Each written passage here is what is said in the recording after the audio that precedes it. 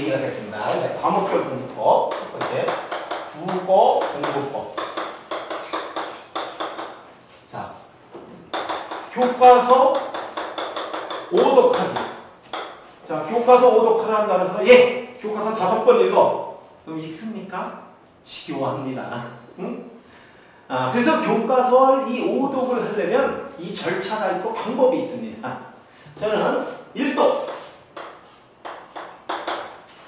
일독은 이렇게 이제 교과서가 있어요. 이게 국어 교과서입니다. 참고로 국어가 모든 학습의 기본입니다. 읽기가 안 되면, 국어가 안 되면 모든 과목 쉽지 않다고 보시면 돼요. 그래서 국어를 할 때 일독은 전체를 읽는 겁니다. 전체 읽기. 그리고 나에 단어 정리하기.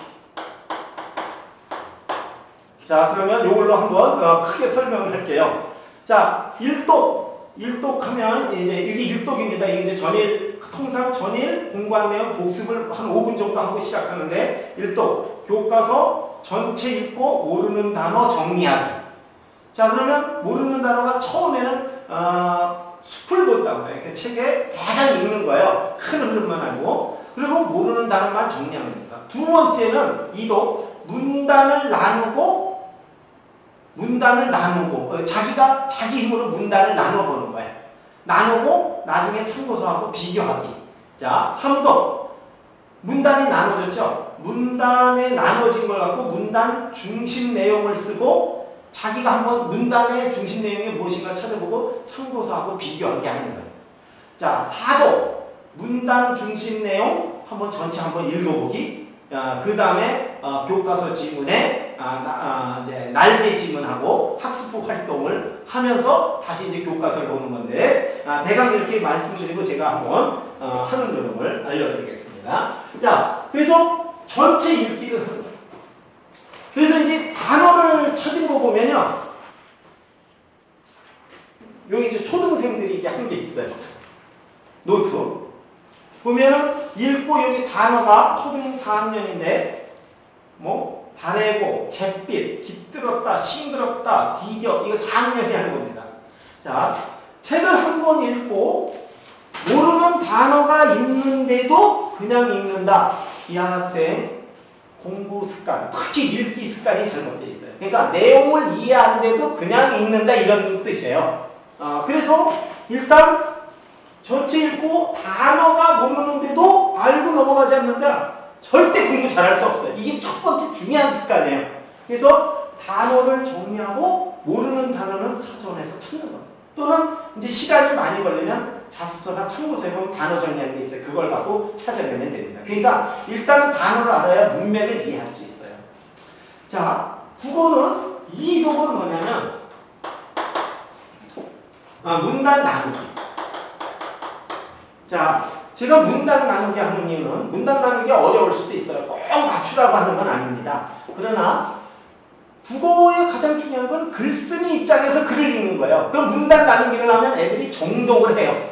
유심히 보면서 어디에서 내용이 바뀌었나, 글쓰기가 내용 전개가 바뀌었나, 이걸 유심히 본다는 거예요. 그러면 감상하면서 읽게 된다는 거예요. 자, 그래서 문단 나누기를 자기 스스로 해보라는 거예요. 그래서 문단 나누기를 교과서에다 합니다.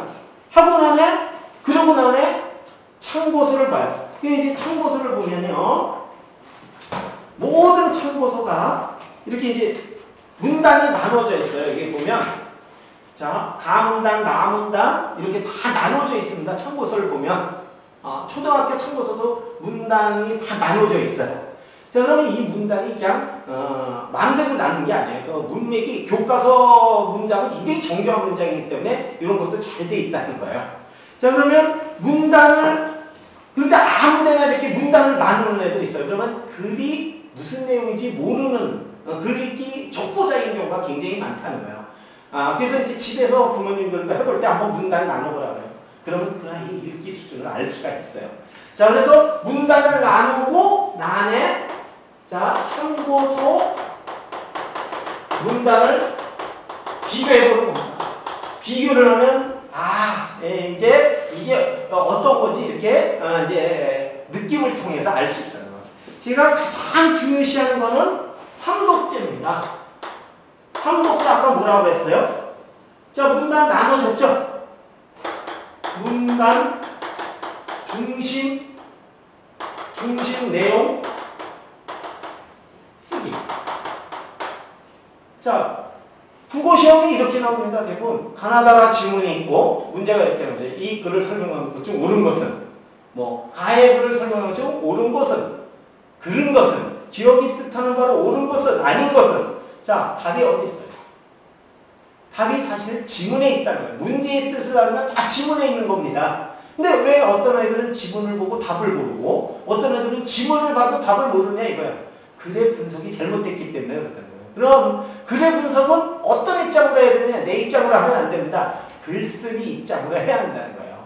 그래서 문단의 중심 내용 한마디로 이건 뭐냐면 글쓰기가 뭐에 대해서 썼냐 이거예요. 뭐에 대해서. 그러면 이 글쓰기가 뭐에 대해서 썼는지 쓰는 거예요. 그럼 여기 보면요. 참고서를 보면 글쓰기가 이렇게 이제 여기 보면 바문단 하면은 여기에 한 줄 정도로 이렇게 써져 있어요. 시골 아이들 때문에 바닷물에 빠진 가영이와 기철이 이런 식으로 각 문단별 글쓰기가 뭐에 대해서 쓴 거라고 이렇게 정리가 돼 있어요. 자, 이 문단 내용, 중심 내용을 쓰라고 그러면 한두 번 애들이 정교하게 읽어요. 읽으면서 분석이 된다는 거죠. 그리고 써보고 참고서하고 다시 비교하는 거예요. 비교해보면 아, 이게 이제 잘못 잡는 애들이 있어요. 그래서 이제 비교하면서 아, 이게 이런 내용이구나. 제가 한번 노트 샘플을 한번 보여줄게요.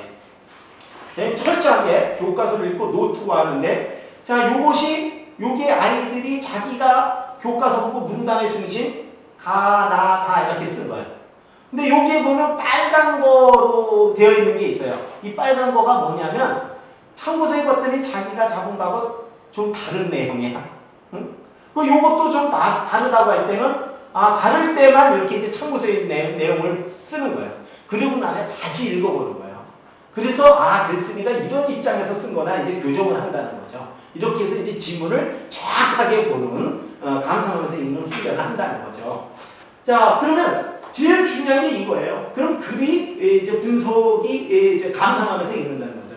한마디로 제가 국어 공부는 참고서 보고 공부하지 말라는 거예요. 첫 번째 할 때 교과서 위주로 하는 거예요. 왜냐면 참고서에는 문단도 나눠져 있죠. 문단의 중심 내용도 있다 보니까 외우는 거야. 글을 분석하는 훈련은 거의 안 된다는 거예요. 그래서 국어 공부를 할 때는 가능하면 문제지나 참고서로 보지 말라.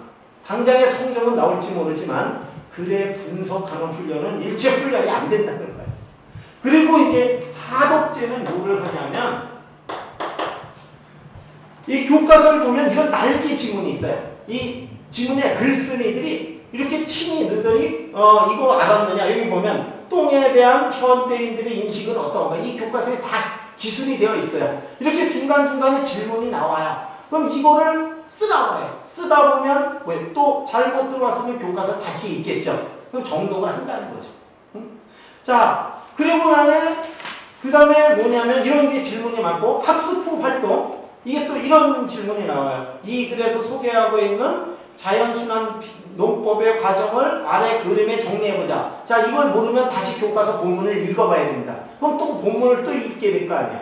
자, 글쓴이들은 왜 이런 질문을 했을까? 저는 이런 생각인데 이 글쓴이들이 이렇게 질문하는 것만 너희들이 공부를 하면 국어 문제를 푸는데 별 어려움이 없어 이런 뜻이에요. 그래서 이 교과서대로 공부하라는 거예요. 왜 이 글쓴이들이 이런 중요한 질문을 했냐 이거야. 이거를 제대로 하다 보면 그 다음에 이제 오독제 이게 이제 오독제는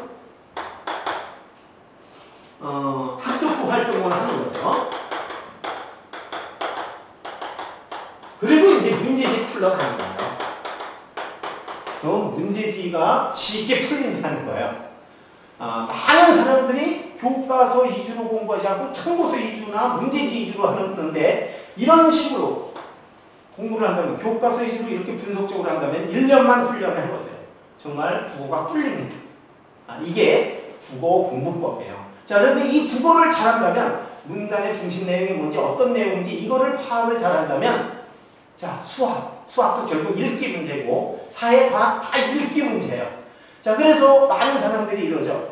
초등학교 때 성적은 나중에 보면 중고등학교 때 누가 공부를 잘하냐? 독서를 많이 하는 애들이 잘한다. 이게 독서 많이 한다는 게 뭡니까? 글의 분석이 익숙하다는 거예요. 그래서 모든 공부는 국영수사가 모든 공부에 언어가 차지하는 비중이 50%입니다. 결국 언어를 통해서 이해를 하는 거예요. 그래서 언어로 되는 걸 읽고 나는 파악이 잘 돼. 그런 습득 능력이 있는 거야. 근데 책을 봐도 난 무슨 말인지 모르겠어. 단어도 모르겠어. 그럼 습득, 공부를 하는데 자기가 스스로 습득하는데 이미 장애가 생긴 겁니다. 그래서 힘든 거예요.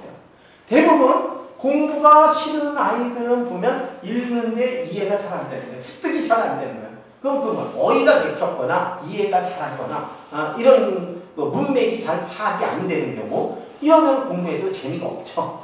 그래서 사실은 공부가 싫은 아이들의 이렇게 이제 근본 뿌리를 보면 읽고 이해하기가 참 어렵다, 싫다, 짜증난다 이제 이런 류라는 거죠. 자 그래서 제가 국어를 제일 먼저 설명한 건 이 국어가 모든 학습법의 기본이기 때문에 그래요.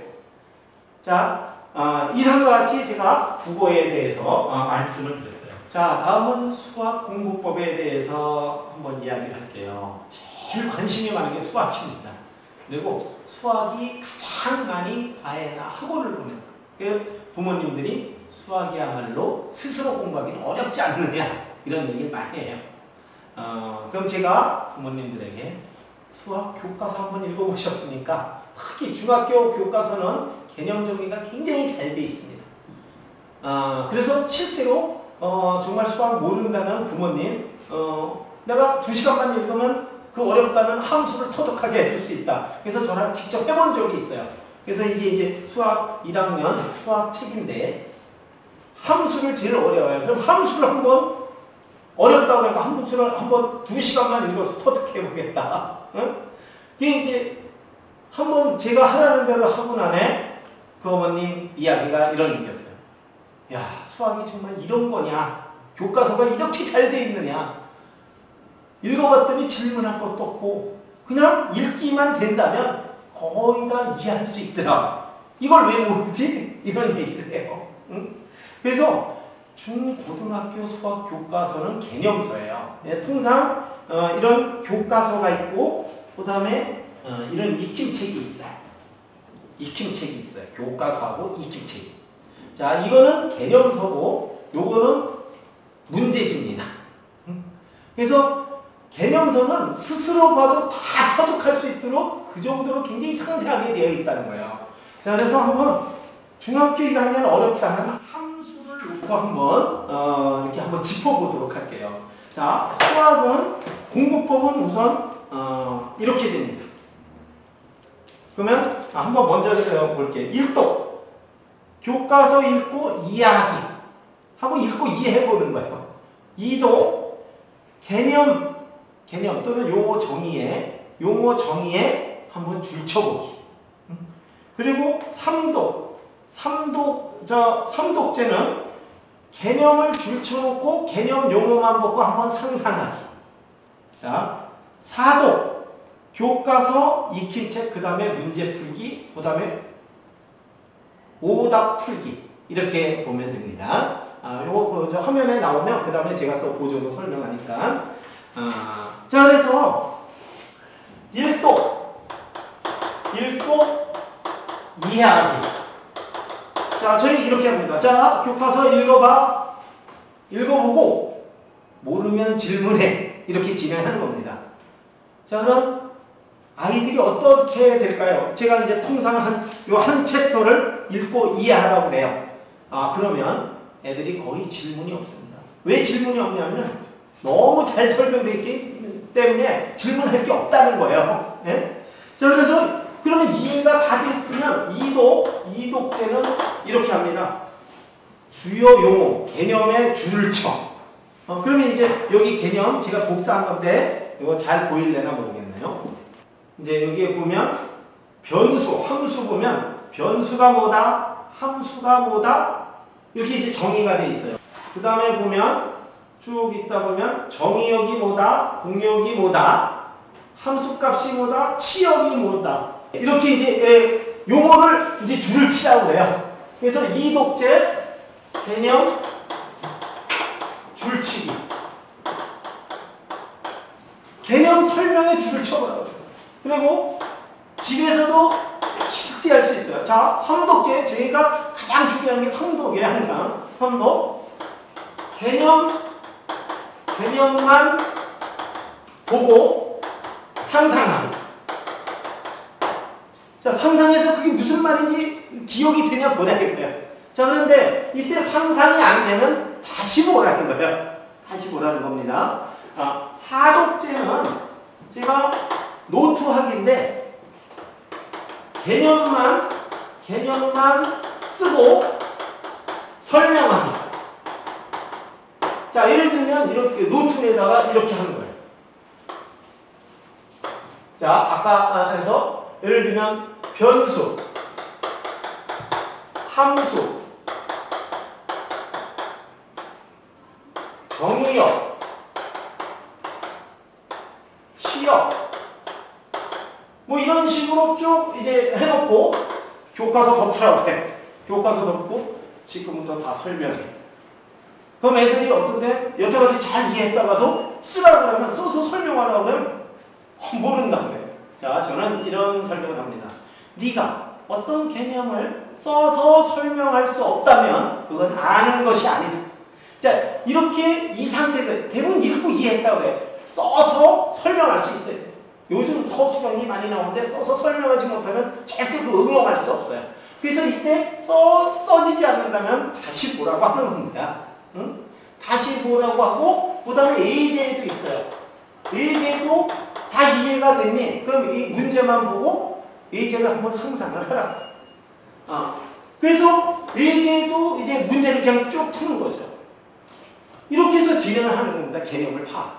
자, 그래서 이 개념 파악이 됐다면, 자, 교과서 만든 사람들은 개념이 파악이 됐다면 그럼 문제가 풀 수 있다는 겁니다. 응?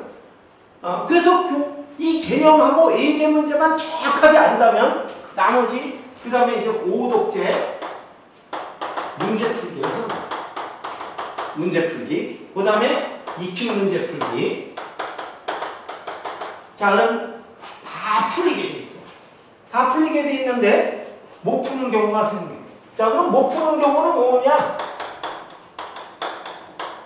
못 푸는 경우는 크게 세네 가지입니다. 첫 번째, 다 했다 그러는데 역시 개념을 또 몰라. 응? 제가 보면 개념을 또 몰라. 너 치역이 뭐야? 정의역 뭐냐? 여기서 할 때 이제 우리가 체크가 잘못돼서 하라고 그러면 다시 경의, 정의 뭐 이런 그 용어를 몰라요.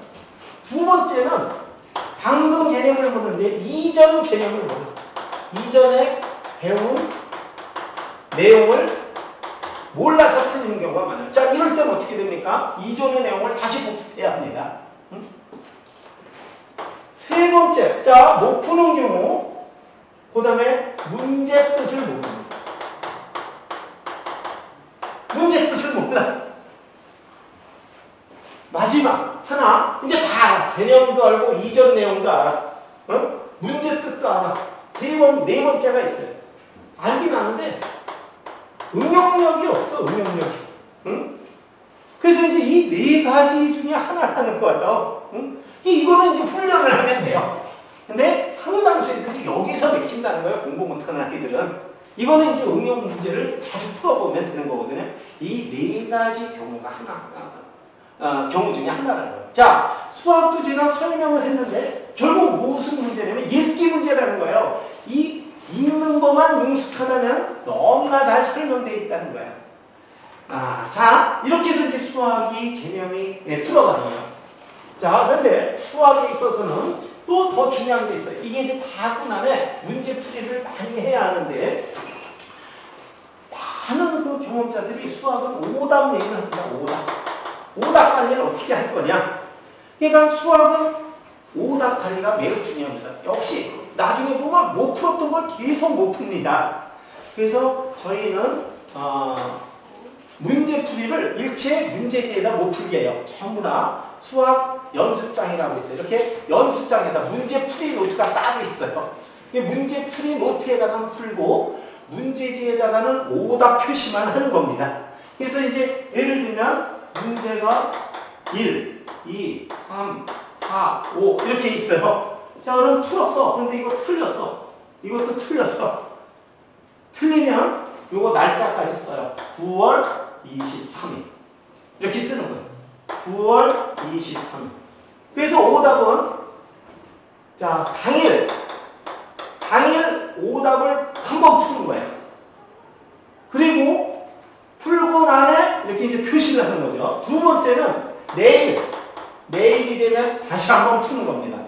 오답은 특히 잘 모르는, 전혀 응용이 안 되는, 그래서 못 푸는 문제는 다음날 꼭 풀어주라는 거예요. 왜 그러냐면 이걸 다음날 풀지 않고 일주일이나 열흘 뒤에 풀면 그 문제를 볼 때 오답 한 번 그날 풀었다고 해서 열흘 지나면 다 풀 것 같아요? 통상 10문제를 보면 그 다음날 풀지 않아줬다면 10문제 중에서 5에서 7문제는 다시 못 푸는 현상이 있습니다. 왜 그러냐면 통상 일주일 정도 지나면 내가 처음 했던 방식으로 또 푼다는 거예요. 그래서 연속 이틀을 풀어주라는 거예요. 그러면 뇌에서 그 문제에 대한 개념이 고친 개념, 아는 개념으로 바뀐다는 거예요. 그래서 오답은 내일 다시 한번 풀어주고, 그 다음에 오답은 단원이 바꿀 때, 변경할 때 다시 한번 풀라는 거예요. 그 오답 3번째 풀었죠. 응? 그리고 이제 교재를 바꿀 때 다시 한번 풀고, 그 다음에 시험 전 다시 한번 푼다는 거예요. 평균 5번을 푼 겁니다. 재작년에 그 서울대생들 누가 이제 통계를 낸 게 있어요. 고3에게 도대체 수학 문제지를 몇 권을 푸느냐. 서울대생들의 통계가 3학년 평균이 2.8권입니다. 그렇게 많이 푸는 게 아니에요. 실제 그 신문이나 이런 TV에서 보면 대부분 수학 잘하는 애들이 한 권을 갖고 여러 번 푸는 겁니다. 개념을 알 때 5번 정도 풀어야 그게 응용이 된다는 거죠. 그래서 수학 문제를 공부를 잘하려면 여러 번 풀지 말고 한 권이나 2권 갖고 5번 이상 풀라는 거예요. 이게 서울대생들이 한 2.8권을 갖고 하는데 몇 번 풀었네요. 전부 다 한 권을 5번 이상 풀었다는 거예요. 그래서 책을 변경할 때는, 교재를 바꿀 때는 한 권이 완벽할 때만 바꾸라는 거예요. 완벽할 때. 그래서 저희는 이런 기준을 합습니다. 60점 미만이면 교과서하고 익힐책만 풀라는 거예요. 익힐책. 이거 풀기를 바꿉니다. 이거를 5번 풀라는 거예요. 자, 그리고 70점 이상을 맞겠다 그러면 제3의 수학 교재를, 시중에 유명 출판사 교재를 다시 풀면 됩니다. 그걸 풀 때 5번 이상 풀라는 거예요. 다 5번 이상이 아니라 오답에 한해서. 그래서 이제 오답 단위가 잘 된 아이들은 어떤 건 이렇게 5번씩 틀린 문제가 나와요. 그럼 이거 굉장히 중요한 문제예요. 그래서 가능하면 수학은 문제지에다 답을 표시하지 말라는 거예요. 거기다가 오답 노트 만드는 걸 제가 싫어해요. 너무 로스가 심하니까 문제지에다 풀지 말고 그냥 이런 프리노트에다 풀고 오답 관리만 하고, 오답이 있는 건 다시 반복해서 풀어주라는 거예요. 자, 그래서 왜 이렇게 이제 한두 번 갖고 푸느냐. 자, 교재가 A본이 있고 B본이 있어요. 예를 들면 내가 이거 90점짜리다 그러면 여기 있는 문제 90%는 거의 중복이 됩니다. 10%만 잘못된 거예요. 그럼 10%만 풀면 돼요. 근데 이거 10% 아는 거 10%를 풀면 너무 90%를 풀면 로스가 심하다는 거예요. 그래서 오답 위주로 풀면 시간 효율도 좋고 모르는 것만 풀기 때문에 금방 수학을 이제 점령할 수 있다는 거예요. 그래서 수많은 수학 전문가들, 우등생들이 하는 기법은 한두 번을 갖고 5번 이상을 푸는 것이 정석입니다. 그리고 수학도 제대로 하려면 응용력과 추리력 이런 걸 하려면 스스로, 선행을 하더라도 스스로 하라는 거예요. 진짜 수학 전문가들 그 책들 보면요, 공부 잘하는 애들 그 사례 보면요, 선행을 할 때 가능하면 자기 스스로 한번 정량해봐라. 그러면 스스로 하면 어떤 이익이 있느냐? 자, 스스로 할 때 이제 이해력이 생긴다. 이해력, 읽기력. 그 다음에 이제 분석력,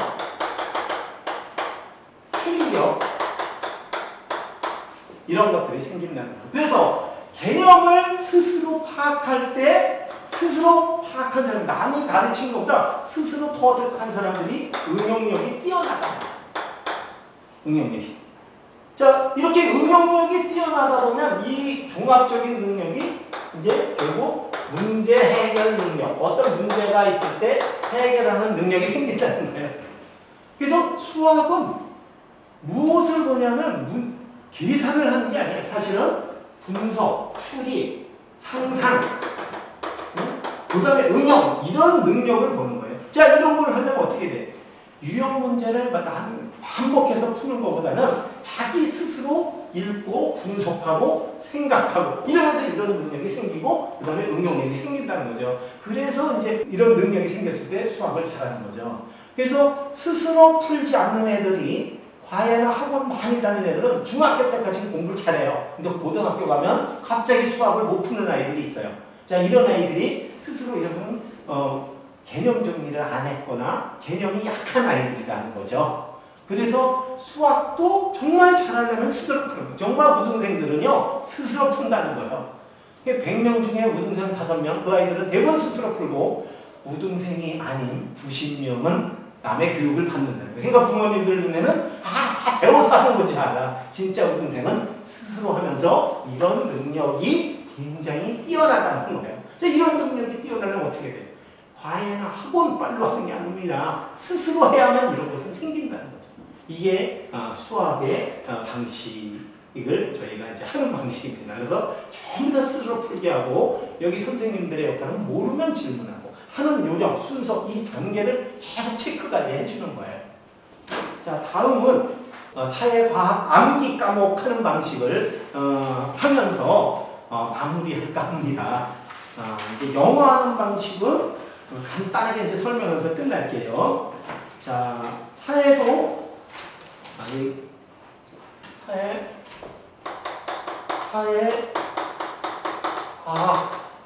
학습법 1도. 자, 요거 한번 비춰서 한번 봐주시죠. 자, 이거 빛나나요? 네. 뺄까요? 네. 자, 1도 뭐라고 돼 있습니까? 1도 전체를 읽는다. 전체 읽고 국어하듯이 모르는 단어 찾는다. 2도 문단의 중심. 교과서는요, 문단이 굉장히 정교하게 잘 돼 있어요. 이 설명문이기 때문에. 특히 이제 사회, 역사, 과학 이런 게 문단이 잘 돼 있어요. 그래서 문단 나누기는 안 해요. 국어만 하고 중심 내용을 찾는다. 그 다음에 3독은 이제 중심 내용만 보고 이게 무슨 내용인가 한번 상상하기를 한다. 4독 중심 내용만 보고 노트 정리를 하는 거예요. 교과서 안 보고 중심 내용만 보고 노트 정리를 하는 겁니다. 5도 뭐냐면 노트 한 걸 다시 한번 보게 하고 그 다음에 이제 문제지 참고서를 풀러가는 겁니다. 자, 그래서 그걸 예를 들어서 한번 할게요. 자, 요것이 역사책을 제가 한번 복사해 온 겁니다. 그럼 역사가 책이 이렇게 쭉 돼 있는데 이제